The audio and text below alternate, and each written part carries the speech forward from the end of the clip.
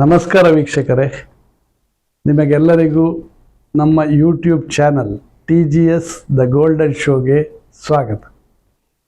ಇವತ್ತು ನಾವು ಕರ್ನಾಟಕದ 28 ಲೋಕಸಭಾ ಕ್ಷೇತ್ರಗಳಲ್ಲಿ ಒಂದಾದ ಕಲಬುರಗಿ ಅಥವಾ ಗುಲ್ಬರ್ಗ ಕ್ಷೇತ್ರದ ಒಂದು ವಿಶ್ಲೇಷಣೆ ಮಾಡೋಣ. ಆ ಗುಲ್ಬರ್ಗ ಕ್ಷೇತ್ರದಲ್ಲಿ ಯಾರು ಕಂಟೆಸ್ಟ್ ಮಾಡ್ತಾರೆ, ಅವರ ಪ್ಲಸ್ ಪಾಯಿಂಟ್ ಏನು, ಅವರ ಮೈನಸ್ ಪಾಯಿಂಟ್ ಏನು, ಯಾರು ವಿನ್ ಆಗಬಹುದು, ಯಾರು ವಿನ್ ಆಗದೇ ಇರ್ಬೋದು, ಮತ್ತು ಅಲ್ಲಿನ ಟೋಟಲ್ ವೋಟರ್ಸ್ ಎಷ್ಟು, ಯಾವ್ಯಾವ ಕ್ಯಾಸ್ಟಿಗೆ ಸೇರಿದವರು ಎಲ್ಲ ವಿಶ್ಲೇಷಣೆಯನ್ನು ಮಾಡೋಣ. ಇವಾಗ ಗುಲ್ಬರ್ಗ ಕ್ಷೇತ್ರ ಲಾಸ್ಟ್ ಟೈಮ್ ಅಂದರೆ 2019 ಇಲೆಕ್ಷನಲ್ಲಿ ಹೈಟೆಕ್ ಕ್ಷೇತ್ರ ಆಗಿತ್ತು. ಜಸ್ಟ್ ಲೈಕ್ ಮಂಡ್ಯ, ಅದು ಒಂದು ಹೈಟೆಕ್ ಆಗಿತ್ತು. ಯಾಕೆಂದರೆ ಅಲ್ಲಿ ಕಾಂಗ್ರೆಸ್ಸಿನ ಈಗಿನ ಪ್ರೆಸಿಡೆಂಟ್ ಆಗಿರುವಂಥ ಮಲ್ಲಿಕಾರ್ಜುನ್ ಖರ್ಗೆ ಅವರು ಕಾಂಗ್ರೆಸ್ನಿಂದ ಕಂಟೆಸ್ಟ್ ಮಾಡಿದರು. ಮತ್ತು 2019ನಲ್ಲಿ ಖರ್ಗೆ ಅವರು ಅಲ್ಲಿ ಸೋತರು. ಈ ಸಲ ಲಾಸ್ಟ್ ಟೈಮ್ ಕೂಡ ಅವರು doctor Umesh Jadhav BJP candidate ಎದುರು ಖರ್ಗೆ ಅವರು ಸೋತರು. ಈ ಸಲ ಕೂಡ ಅವರು ಕಂಟೆಸ್ಟ್ ಮಾಡ್ತಾ ಇಲ್ಲ, ಈ ಸಲ ಬೇರೆಯವರು ಮಾಡ್ತಾರೆ. ಎನಿವೇ, ನಾವು ಕ್ಷೇತ್ರದ ಬಗ್ಗೆ ಅಂದರೆ ಕಾನ್ಸ್ಟಿಟ್ಯೂಯೆನ್ಸಿ ಬಗ್ಗೆ ಡಿಸ್ಕಸ್ ಮಾಡೋಣ. ಗುಲ್ಬರ್ಗ ಲೋಕಸಭಾ ಕ್ಷೇತ್ರದಲ್ಲಿ ಈ ಸಲ ಅಂದರೆ 2024ನಲ್ಲಿ ಕಂಟೆಸ್ಟ್ ಮಾಡುವವರು ಲಾಸ್ಟ್ ಟೈಮ್ ವಿನ್ ಆದವರೇ BJPಯಿಂದ ಇದ್ದಾರೆ. ಅಂದರೆ ಡಾಕ್ಟರ್ ಉಮೇಶ್ ಜಾಧವ್ ಇದ್ದಾರೆ BJP ಅಥವಾ NDAಯಿಂದ, ಮತ್ತು ಕಾಂಗ್ರೆಸ್ ಅಥವಾ ಇಂಡಿ ಅಲಯನ್ಸಿಂದ ರಾಧಾಕೃಷ್ಣ ದೊಡ್ಮನಿ ಅವರಿದ್ದಾರೆ. ಈ ಕ್ಷೇತ್ರ 7th ಮೇಗೆ ಇಲೆಕ್ಷನಿಗೆ ಹೋಗುತ್ತೆ. ಇದರೊಳಗೆ ಡಾಕ್ಟರ್ ಉಮೇಶ್ ಜಾಧವ್ ಅನ್ನುವಂಥವರು ಡಾಕ್ಟ್ರು, ಮತ್ತು ಕಾಂಗ್ರೆಸ್ನಿಂದ ಅಂದರೆ ಇಂಡಿ ಅಲಯನ್ಸಿಂದ ಕಂಟೆಸ್ಟ್ ಮಾಡೋರು ರಾಧಾಕೃಷ್ಣ ದೊಡ್ಮನಿ ಅಂದರೆ ನಮ್ಮ ಮಲ್ಲಿಕಾರ್ಜುನ ಖರ್ಗೆ ಅವರಿಗೆ ಕ್ಲೋಸ್ ರಿಲೇಟಿವ್, ಮೋಸ್ಟ್ಲಿ ಸನ್ ಇನ್ ಲಾನೋ ಏನೋ ಆಗಿದ್ದಾರೆ. ಇವಾಗ ಈ ಕ್ಷೇತ್ರದಲ್ಲಿ ಕೂಡ ಬೇರೆ ಕಾನ್ಸ್ಟಿಟ್ಯೂಯೆನ್ಸಿ ಥರಾನೇ 8 MLA ಕಾನ್ಸ್ಟಿಟ್ಯೂಯೆನ್ಸಿಗಳಿದ್ದಾವೆ. ಅವುಗಳು 8 ಅಫ್ಜಲ್ಪುರ, ಜೀವರ್ಗಿ, ಗುರುಮಿಟ್ಕಲ್, ಚಿತ್ತಾಪುರ್, ಸೇಡಂ, ಗುಲ್ಬರ್ಗ ರೂರಲ್, ಗುಲ್ಬರ್ಗ ದಕ್ಷಿಣ, ಗುಲ್ಬರ್ಗ ಉತ್ತರ.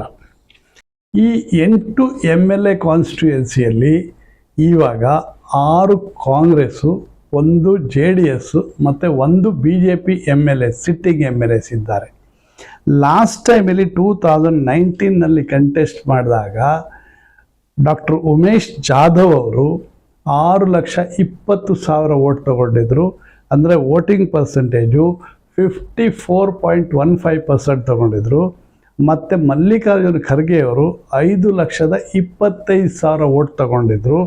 ಅಂದರೆ 41.4% ವೋಟ್ ತಗೊಂಡಿದ್ರು. ಅವರು 95,000 ವೋಟಲ್ಲಿ ಸೋತರು. ಯಾರು? ಮಲ್ಲಿಕಾರ್ಜುನ್ ಖರ್ಗೆ ಅವರು. ಅದಕ್ಕಿಂತ ಮುಂಚೆ ನೀವು ಹೋದರೆ 2014ಗೆ ಹೋದರೆ ಅಲ್ಲಿ ಮಲ್ಲಿಕಾರ್ಜುನ್ ಖರ್ಗೆ ಅವರು ವಿನ್ ಆಗಿದ್ದರು ಈ ಕಾನ್ಸ್ಟಿಟ್ಯೂಯೆನ್ಸಿಯಲ್ಲಿ. ಮಲ್ಲಿಕಾರ್ಜುನ್ ಖರ್ಗೆ ನೋಡಿ, ಮಲ್ಲಿಕಾರ್ಜುನ್ ಖರ್ಗೆ ಕಾಂಗ್ರೆಸ್ನಿಂದ 50.72% ವೋಟ್ ತಗೊಂಡಿದ್ರು. ಮತ್ತು BJPಯಿಂದ ರೇವು ನಾಯಕ್ ಬೆಳಮಗಿ ಅವರು 43.3% ವೋಟ್ ತಗೊಂಡಿದ್ರು. ಈ ಕ್ಷೇತ್ರದ ಒಂದು ಜನಸಂಖ್ಯೆ ಅಂದರೆ ವೋಟರ್ಸ್ ಲೆಕ್ಕ ಹಾಕೋದಾದರೆ ಇಲ್ಲಿ ಒಟ್ಟಲ್ಲಿ 20,97,000 ಅಂದರೆ ಆಲ್ಮೋಸ್ಟ್ 21 ಲಕ್ಷ ವೋಟರ್ಸ್ ಇದ್ದಾರೆ.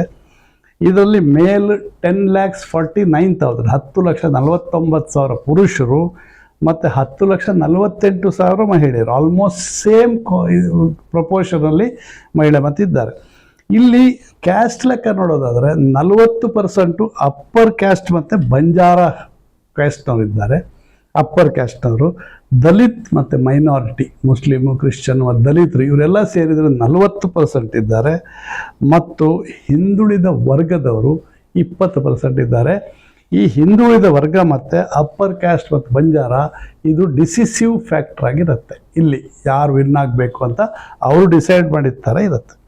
ಇವಾಗ ನಾವು ಕಂಟೆಸ್ಟೆಂಟ್ಸ್ ಪ್ಲಸ್ ಮತ್ತು ಮೈನಸ್ ಯಾವುದು ಡಾಕ್ಟರ್ ಉಮೇಶ್ ಜಾಧವ್ ಅವರು ಪ್ಲಸ್ ತಗೊಳ್ಳೋದಾದರೆ, Umesh Jadhav is a most popular MP in Gulbarga ಅಂದರೆ ಕಲಬುರ್ಗಿ.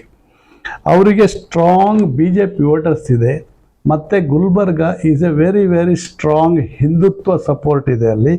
ಮತ್ತು ಮೋದಿ ವೇವ್ ಅವರಿಗೆ ಸಿಕ್ಕಾಪಟ್ಟೆ ಫೇವರ್ ಆಗಿದೆ.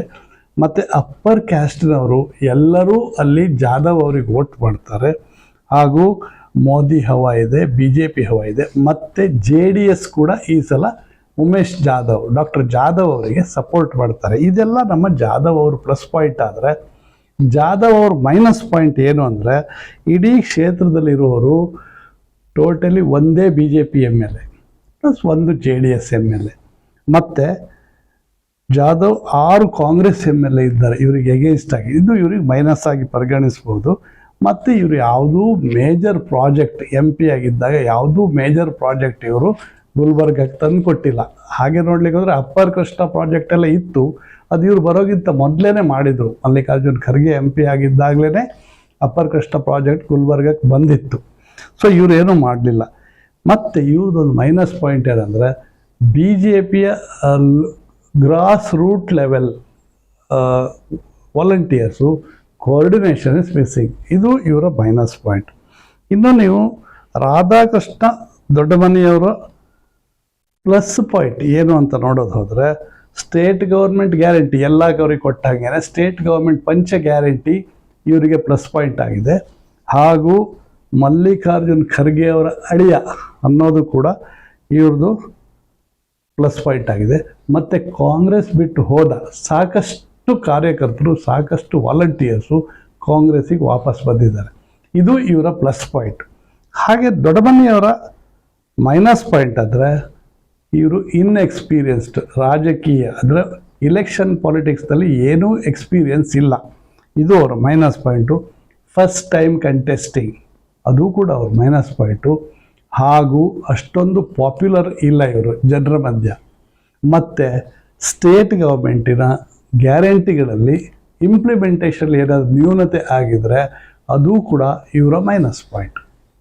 ಈ ಎಲ್ಲ ವಿಶ್ಲೇಷಣೆ ಮಾಡಿದ ಮೇಲೆ ನಮ್ಮ ಚಾನಲ್ನಿಂದ ನಾವು ಒಂದು ಪರ್ಸಂಟೇಜ್ ವೈಸ್ ವಿನ್ನಿಂಗ್ ಪ್ರಾಬಬಿಲಿಟಿ ಕೊಡೋದಾದರೆ, ನಾವು ನಮ್ಮ ಚಾನಲ್ ಯಾವುದೂ ಸರ್ವೆ ಅಲ್ಲ, ಯಾವುದೂ pre poll or post poll ಇದೇನು ಸರ್ವೆ ನಾವು ಮಾಡಿಲ್ಲ. ನಮ್ಮದೇ ಒಂದು ನಮ್ಮ ವಾಲಂಟಿಯರ್ಸು ಆ ಕ್ಷೇತ್ರದಲ್ಲಿ ಸುತ್ತಾಡಿ ಕಲೆಕ್ಟ್ ಮಾಡಿದ ಇನ್ಫಾರ್ಮೇಷನ್ ಪ್ರಕಾರ ಡಾಕ್ಟರ್ ಜಾಧವ್ ಅವರು 55% ವಿನ್ನಿಂಗ್ ಸ್ಟೇಟಲ್ಲಿದ್ದಾರೆ. ಹಾಗೂ ದೊಡ್ಡಮನಿಯವರು 45%, ಅಂದರೆ NDA ಮತ್ತು ಇಂಡಿಯಾ ಅಲಯನ್ಸು 55-45 ಪ್ರಪೋರ್ಷನ್ಲಿ ವಿನ್ನಿಂಗ್ ಚಾನ್ಸಸ್ ನಾವು ಕೊಡ್ತೇವೆ. ನೋಡಿದ್ರಲ್ಲ ವೀಕ್ಷಕರೇ, ಇದು ನಮ್ಮ ಗುಲ್ಬರ್ಗ ಅಥವಾ ಕಲಬುರ್ಗಿ ಕ್ಷೇತ್ರದ ವಿಶ್ಲೇಷಣೆ ಹಾಗೂ ವಿನ್ನಿಂಗ್ ಪ್ರಾಬಬಿಲಿಟಿ ಆಗಿತ್ತು. ದಯವಿಟ್ಟು ನಮ್ಮ ವಿಡಿಯೋಗಳನ್ನು ನೋಡಿ, ಶೇರ್ ಮಾಡಿ, ಲೈಕ್ ಮಾಡಿ, ಹಾಗೂ ನಮ್ಮ ಚಾನಲನ್ನು ದಯವಿಟ್ಟು ಸಬ್ಸ್ಕ್ರೈಬ್ ಮಾಡಿ. ನಮಸ್ಕಾರ.